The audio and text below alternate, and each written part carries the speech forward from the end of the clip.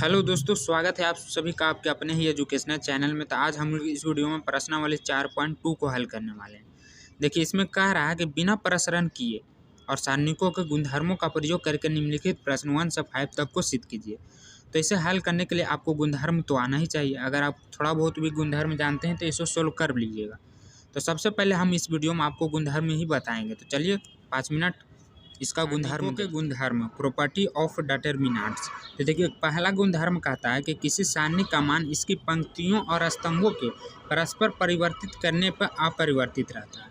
तो देखिए, इसको किस तरह आपको समझना है मैं कॉपी पर बताता हूँ।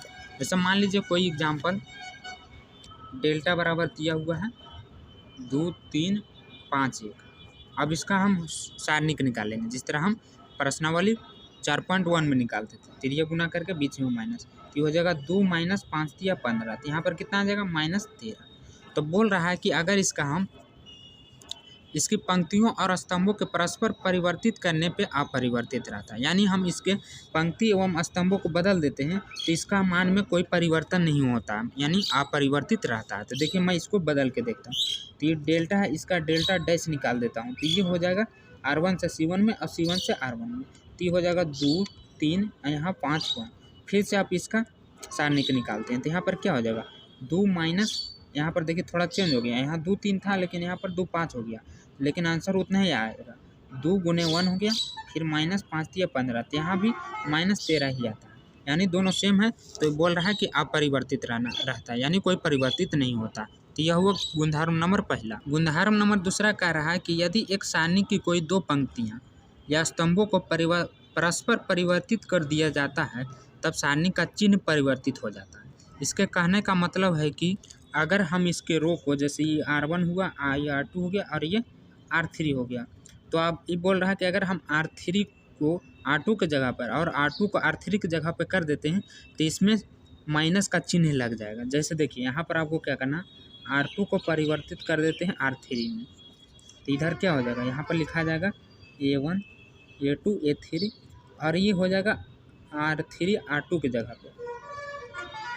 यहाँ पर हो जाएगा C1 C2 C3 और यहाँ पर आ जाएगा क्या, R3 की जगह पर R2 B1 B2 B3। तो देखिए, ये जो चेंज हुआ ना, इसके कारण यहाँ पर माइनस लग जाएगा। यही बोल रहा था गुणधर्म नंबर 2 में। अगर फिर से हम इसको R1 से R2 में परिवर्तित कर देते हैं तो फिर से पुनः इसमें माइनस लग जाएगा।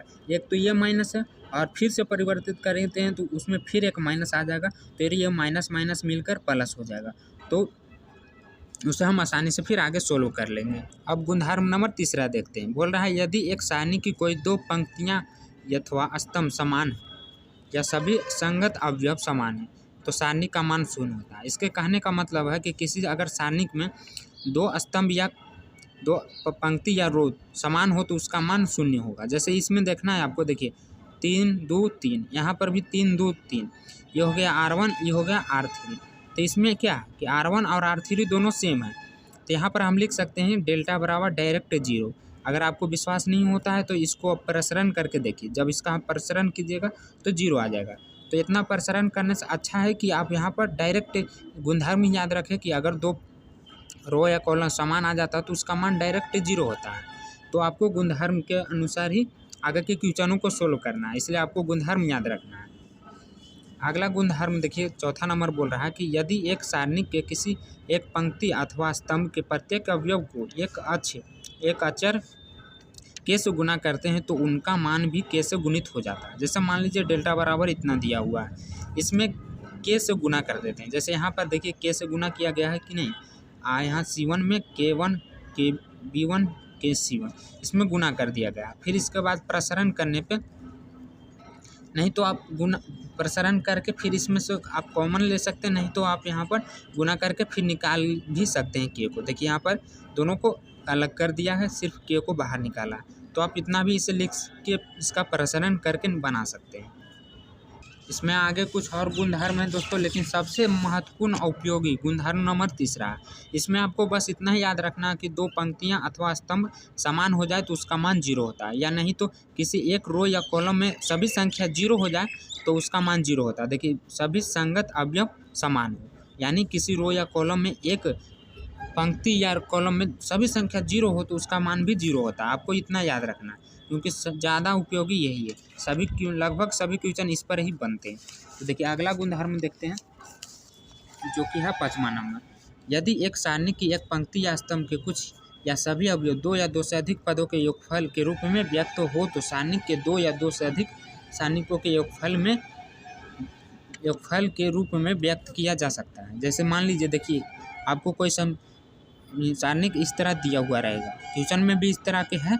तो यहाँ पर क्या है कि A1 प्लस λ1 दोनों एक साथ है, तो इसे हम दोनों को अलग अलग भी लिख सकते हैं। जैसे यहाँ पर क्या किया, ए को इधर लिख दिया और लेमडा को इधर लिख दिया, बाकी के जो दो नीचे वाला है वो दोनों में समान है, तो इसमें दोनों को अलग अलग लिखा है ताकि बनाने में आसानी हो। तो इस गुणधर्म का भी उपयोग करके बहुत सारे क्वेश्चन को आप आसानी से बना सकते हैं।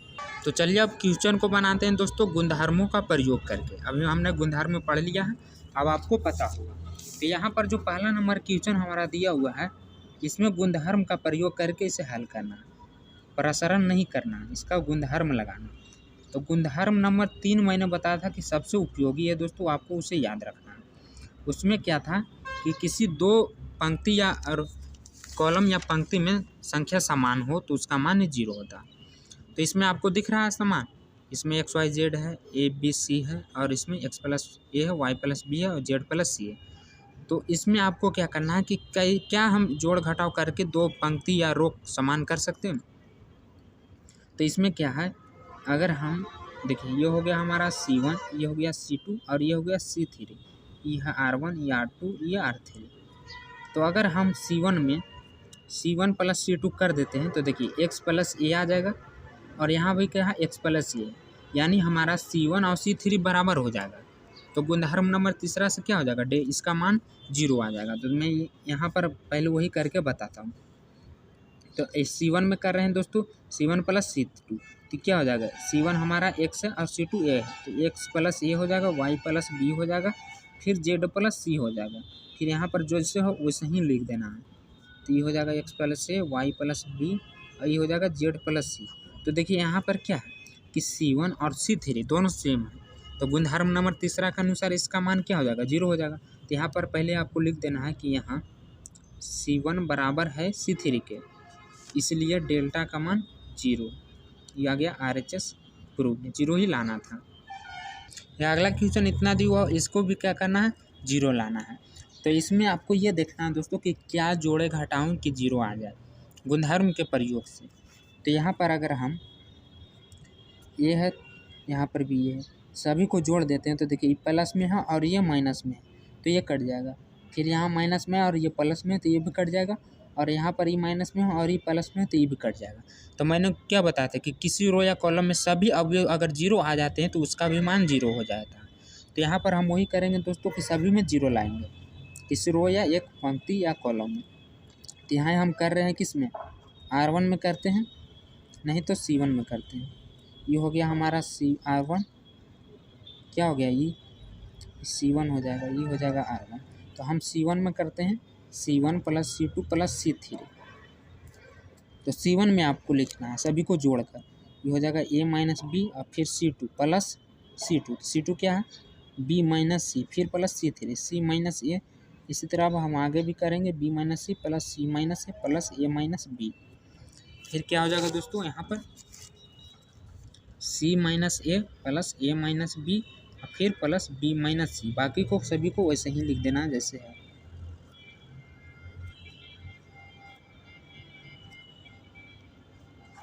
इतना हो गया।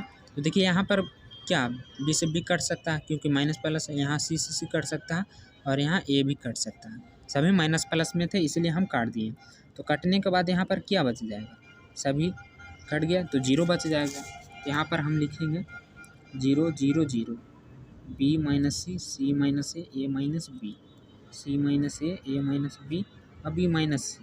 तो यहाँ पर देखिए क्या है कि यहाँ C1 में सभी अवयव शून्य आ गया। तो मैंने क्या बताया था, किसी रो या पंक्ति में एक रो या पंक्ति कॉलम में सभी संख्या अगर 0 आ जाता है तो डेल्टा का मान भी 0 हो। तो यहाँ पर आप लिख दीजिएगा थोड़ा सा कि यहाँ C1 में सभी अवयव शून्य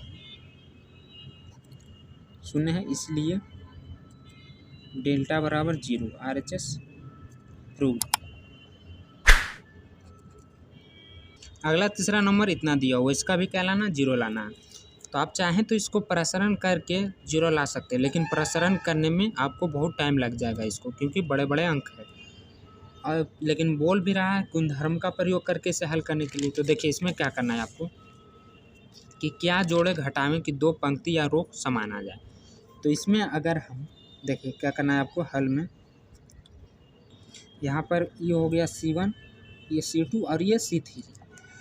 तो देखिए पहले आपको क्या करना है कि C3 में घटाना है C1 को, तो आ जाएगा कितना, 65 में से 2 घटाएंगे तो 63 और 9 सत्ते 63, हाँ 63।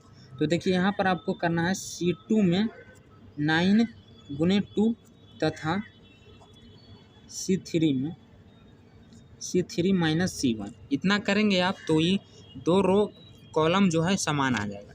देखिए किस तरह, यहाँ पर C1 में तो हम कुछ नहीं कर रहे हैं, तो उसको सेम वैसे ही लिख देना 2 3 5। यहाँ पर C2 में क्या करना है आपको 9 गुना कर देना है, 9 C2, यहाँ पर सॉरी दोस्तों C2 लिखना है आपको, R2 नहीं C2। 9 गुना करना है किस में, C2 में, तो ये हो जाएगा 9 सत्ते 63, फिर 9 8 72 और फिर 9 9 81, कितना आ गया, इतना आ गया। अब देखिए हम C3 में क्या कर रहे हैं, C3 माइनस C1, तो C3 कितना 65 और माइनस C1 2, तो यहाँ पर कितना आ जाएगा 63, तो ये आ गया 63। इसको घटाएंगे हम, 75 में से 3 तो आ जाएगा 72 और 86 में से 5 घटाएंगे तो आ जाएगा 81। तो देखिए यहाँ पर दो कॉलम में समान आ गया। यहाँ पर लिखना है आपको कि C1 बराबर है C2 के, इसलिए डेल्टा बराबर आ जाएगा 0, RHS प्रूफ। अगला है चौथा नंबर क्वेश्चन इतना, इसका भी 0 लाना है। तो देखिए सबसे पहले तो ये जो इनटू में है ना, इसको अंदर गुना कर दीजिए। यहाँ पर लिखना है हल में 1 1 1 BC CA AB, इसको अंदर गुना करेंगे तो क्या हो जाएगा AB प्लस AC, ये हो जाएगा BC प्लस AB और यहाँ पर हो जाएगा AC प्लस CB। अब देखिए यहाँ पर आपको क्या करना है कि यहाँ तो 1 1 1 है, और एक जगह अगर आओ हम 1 1 1 ला देते हैं तो दो को रो कॉलम बराबर हो जाएगा, तो यहाँ डेल्टा बराबर 0 लिख सकते हैं। तो किस तरह हम यहाँ पर 1 लाएंगे, तो अगर हम C1 को C2 से जोड़ के इसको कॉमन ले लेंगे तो यहाँ पर भी 1 आ जाएगा। तो यहाँ पर आपको लिखना है कि C2 में C2 प्लस C3 पहले जोड़ दीजिए, तो जोड़ देते हैं, यहाँ पर 1 1 1 हो जाएगा। BC plus AB plus AC किस में करना है, C2 में करना है, फिर CA plus BC plus AB, फिर आप करना है AB plus AC plus CB, और इधर जो है उसको सेम वैसे ही लिख देना है। ये हो जाएगा BC प्लस AB, ये हो जाएगा AC प्लस CB, इतना हो गया बराबर 0, 0 लाना है। अब देखिए हम अगर C2 में से AB plus BC plus CA common ले लेते हैं तो यहाँ पर भी 1 1 1 आ जाएगा, तो हमारा C1 और C2 बराबर हो जाएगा, तो हम डेल्टा बराबर 0 लिख सकते हैं। तो यहाँ पर आपको लिख देना है कि C2 से AB plus BC plus CA common लेने पर, ये चीज़ सभी में देखिए AB plus BC plus AC, तो आगे पीछे है इससे कोई दिक्कत नहीं, प्लस में हम आगे पीछे लिख सकते हैं। तो यहाँ पर क्या हो जाएगा दोस्तों, वो हम कॉमन ले लेते हैं, तो AB plus BC plus CA common ले लेते हैं। यहाँ पर क्या बचा 1 1 1, यहाँ पर भी कॉमन लेने के बाद 1 1 1, और यहाँ इधर AB plus AC BC plus AB AC plus CB। तो देखिए यहाँ पर क्या आ गया, यहाँ पर हम लिखेंगे यहाँ C1 बराबर है C2 के, इसलिए डेल्टा बराबर क्या हो जाएगा 0 हो जाएगा, ये आ गया RHS प्रूव्ड। अगला है 5वां नंबर क्वेश्चन कि इतना बराबर इतना लाना है या इतना हल करके इतना लाना। अब दोनों में से कोई एक को हल करके दूसरा का लाना है। तो देखिए जो सिंपल इसमें हो सकता है वो हम LHS से ही हल करेंगे तो ये आ सकता है, क्योंकि अगर इसमें हम जोड़ घटाव करते हैं तो 2 आ सकता है। पहले आपको ये देखना है कि लाना क्या है। तो सबसे पहले इसमें हम अगर LHS से चलते हैं तो RHS में है 2 इंटू इतना, तो हम इसमें क्या करेंगे कि 2 आ जाए। तो देखिए आपको इसमें देखना है कि क्या जोड़ें हम कि घटाएं तो 2 आ जाए। तो यहाँ पर B प्लस सी है, C प्लस ए है और यहाँ पर A प्लस बी है। तो देखिए ये हो गया हमारा C1। पहले मैं बता देता हूँ, ये हो गया क्या R1 R2 और ये हो गया R3, ये हो गया C1, ये हो गया C2 और ये हो गया C3। तो इसमें आपको क्या करना है कि अगर हम R1 R2 और R3 को तीनों को जोड़ देते हैं तो देखिए यहाँ भी B है और यहाँ भी B है, तो हो जाएगा 2B। यहाँ भी C है, यहाँ भी C है, तो ये हो जाएगा 2C और यहाँ भी A है और यहाँ भी A है, तो यहाँ पर 2A आ जाएगा। तो यहाँ पर फिर क्या हो जाएगा दोस्तों कि सभी जगह 2B 2C 2A आ जाएगा। तो फिर हम उसमें से क्या करेंगे कि 2 कॉमन ले लेंगे, तो आसानी से हमारा 2 बाहर आ सकता है। लेकिन हम इसमें R1 में करेंगे, तो यहाँ R1 में करते हैं दोस्तों। और इसी तरह इधर भी देखिए हो सकता है, यहाँ Q है, यहाँ Q है, यहाँ Y है, यहाँ भी Y है, मतलब सभी में 2 आ जाएगा आसानी से। तो सबसे पहले तो आपको 2 निकालना है। तो 2 निकालने के लिए हम R1 में क्या करेंगे, R1 plus R2 plus R3 करेंगे, R1 में सभी को जोड़ देंगे। तो यहाँ पर क्या हो जाएगा, देखिए यहाँ हम LHS से चल रहे हैं और RHS को लाएंगे, तो ये हो जाएगा दोस्तों B प्लस सी, उसके नीचे क्या है C प्लस ए, फिर है A प्लस बी। अब करते हैं हम C2 का, R1 में कर रहे हैं इसलिए R1 में हम लिख भी रहे हैं। यहाँ हो जाएगा Q प्लस R, फिर प्लस R प्लस P, फिर हो जाएगा P प्लस Q। इसके बाद आप यूज करेंगे Y plus Z plus Z plus X plus इधर क्या हो जाएगा X प्लस Y, ये हो जाएगा X प्लस Y। तो ये हो गया R1 का। बाकी सब जैसे है वैसे ही आपको लिख देना है। यहाँ पर क्या हो जाएगा C plus A plus B, यहाँ पर है R प्लस P और फिर P प्लस Q, ये हो जाएगा Z plus X plus Y। अब देखिए सभी को जोड़ेंगे आप, तो यहाँ पर क्या आ जाएगा, यहाँ B है और यहाँ भी B है, तो 2B आ जाएगा, फिर 2C आ जाएगा और फिर 2A आ जाएगा। इसी तरह यहाँ पर भी आ जाएगा 2Q है, यहाँ पे Q है, यहाँ पे Q है, तो 2Q आ जाएगा, 2R आ जाएगा, 2P आ जाएगा। तो हम जोड़ने से अच्छा जोड़ने के बाद तो 2 आएगा करेगा सब में, तो हम पहला ही 2 में 2 सभी से कॉमन ले लेते हैं। देखिए कैसे, यहाँ पर सभी में 2A 2C 2B है, तो 2 हम बाहर निकाल लिए, तो यहाँ पर क्या बचेगा, सिर्फ A plus B plus C बचेगा। इसी तरह हम यहाँ भी जोड़ने के बाद 2 कॉमन ले लेंगे, तो यहाँ पर भी क्या बचेगा दोस्तों, P plus Q plus R बचेगा। फिर इधर भी हम वही चीज़ करेंगे, तो यहाँ पर भी Y है तो 2Y 2Z और 2X, तो 2 बाहर निकाल लिए, तो यहाँ पर भी क्या बच जाएगा X plus Y plus Z बच जाएगा। अब जैसे है वैसे लिख देंगे हम। तो इधर क्या है, यहाँ पर है C plus A plus B, फिर है R plus P plus Q, Z plus X और X प्लस Y। इसके बाद देखिए हम इसमें से आसानी से 2 कॉमन ले सकते हैं, किसमें, R1 में। तो आपको यहाँ पर लिख देना है कि R1 में से 2 कॉमन लेने पर या उभयनिष्ठ लेने पर, तो 2 को बाहर निकाल दीजिए और जो बच गया उसको लिख दीजिए। यहाँ पर बचा A plus B plus C, यहाँ पर C प्लस A, यहाँ पर A plus B, P plus Q plus R, R plus P, फिर P प्लस Q। यहाँ पर भी निकल गया, तो X plus Y plus Z, Z plus X और X प्लस Y। अब इसको हम घेर देंगे। इसके बाद आपको ये देखना है कि इसमें लाना क्या है। तो देखिए 2 आ गया हमारा एक हिस्सा, तो इसमें 2 लाना था, ये 2 बाहर आ गया। अब क्या लाना है, A B C लाना है। तो इसमें ये देखना है कि यहाँ पर हम क्या जोड़ घटाव करें कि यहाँ पर A B C आ जाए। तो देखिए यहाँ A B C है, यहाँ भी C प्लस A है और यहाँ भी A प्लस B है।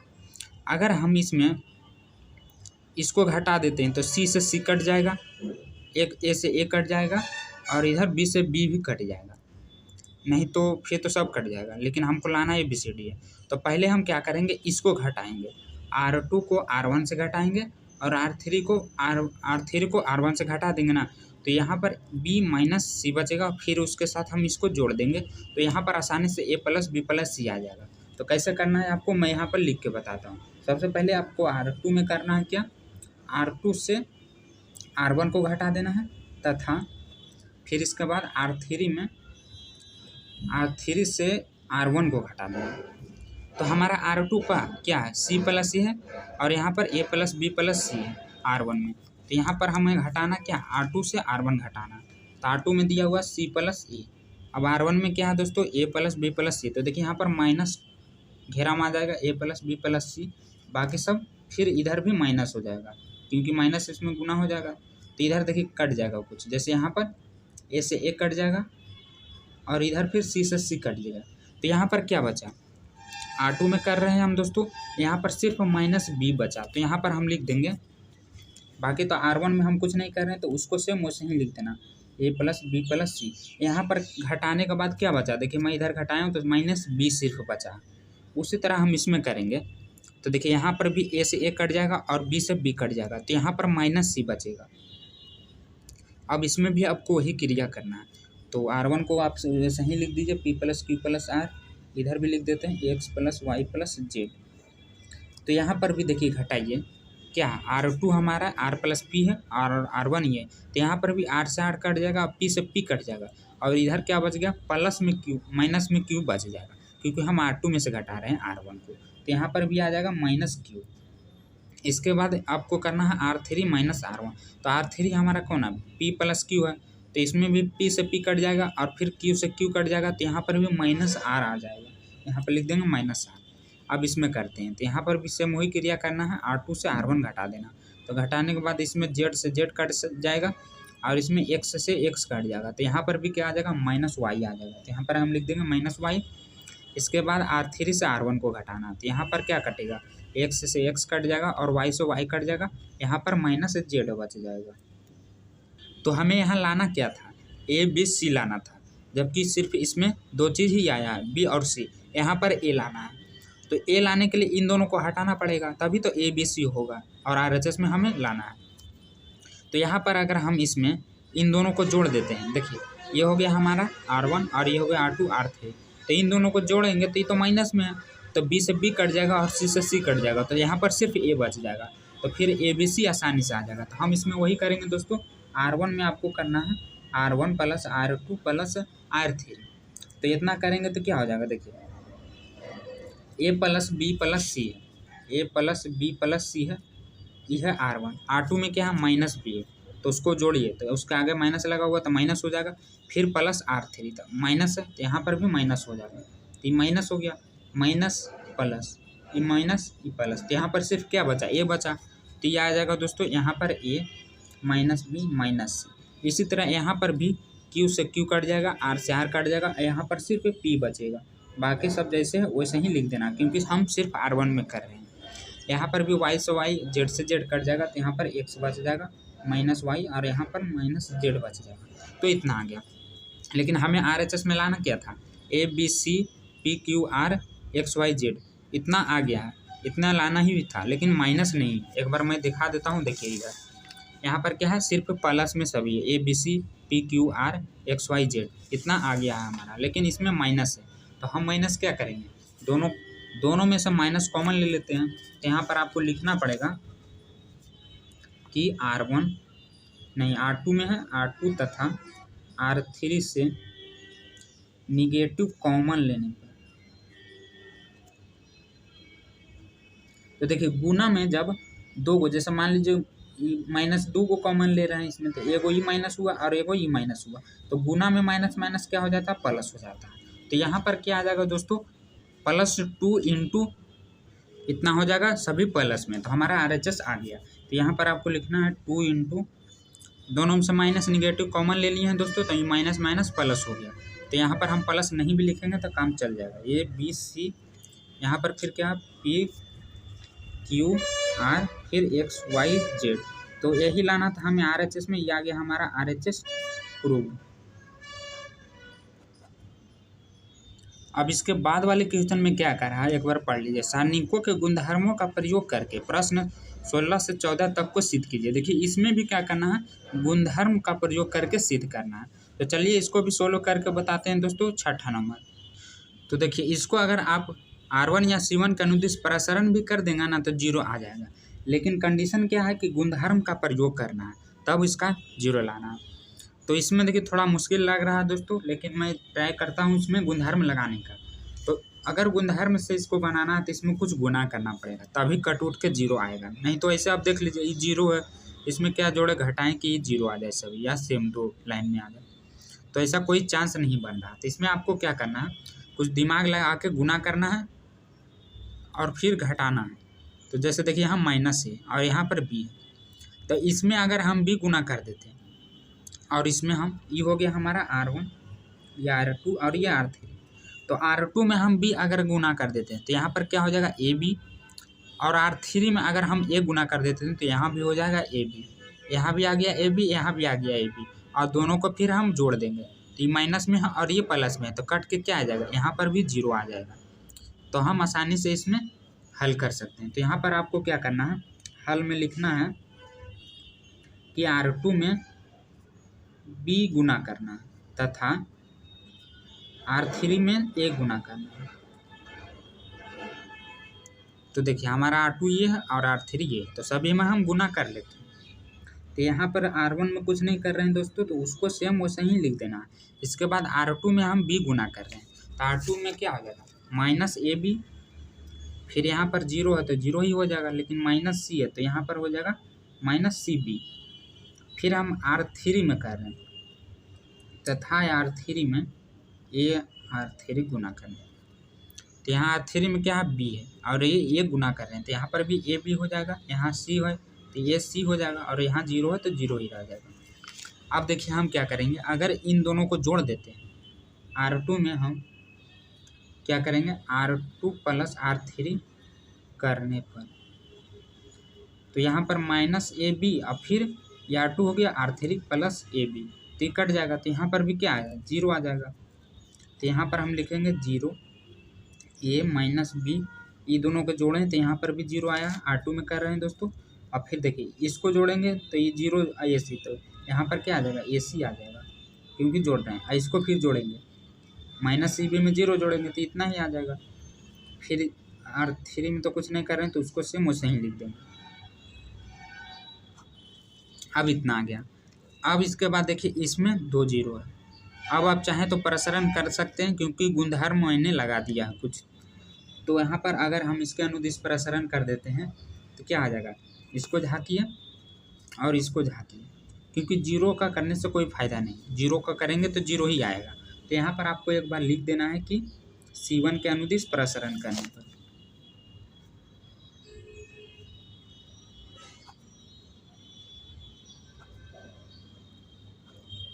तो C1 में क्या दिया हुआ है, 0 0, इसका तो 0 आ जाएगा, तो AB का सिर्फ हम कर लेते हैं। ये हो गया plus, E minus, E plus, तो प्लस में आ रहा है दोस्तों। फिर इसके बाद क्या, इन दोनों में गुना करना, क्योंकि ये तो झक जाएगा और ये झक जाएगा, तो यहाँ पर इसके साथ माइनस लगा हुआ है तो क्या हो जाएगा, यहाँ पर माइनस ABC, यहाँ पर हो जाएगा माइनस ABC। फिर बीच में क्या होता है दोस्तों, इसका भी माइनस होता है, तो यहाँ पर माइनस और माइनस मिलकर क्या हो जाएगा, प्लस हो जाएगा, यहाँ पर आ जाएगा प्लस ABC। इसको जब हम गुना करेंगे तो यहाँ पर भी ABC आ जाएगा, तो ये कट के क्या आ जाएगा, 0 आ जाएगा। तो AB में गुना करेंगे 0 से तो यहाँ पर भी क्या आ जाएगा, 0 आ जाएगा। तो ये हो गया हमारा RHS प्रूव। तो इस वीडियो में इतना ही रहने देते हैं दोस्तों। इस वीडियो में कुल हमने 6 तक सोल्व कर दिया है, क्योंकि वीडियो थोड़ा लॉन्ग हो रहा था इसलिए हम रहने देते हैं। मोबाइल का बैटरी भी डाउन हो चुका है। अगले नेक्स्ट वीडियो में हम 7 से लेके आगे की क्वेश्चनों को सोल्व करेंगे।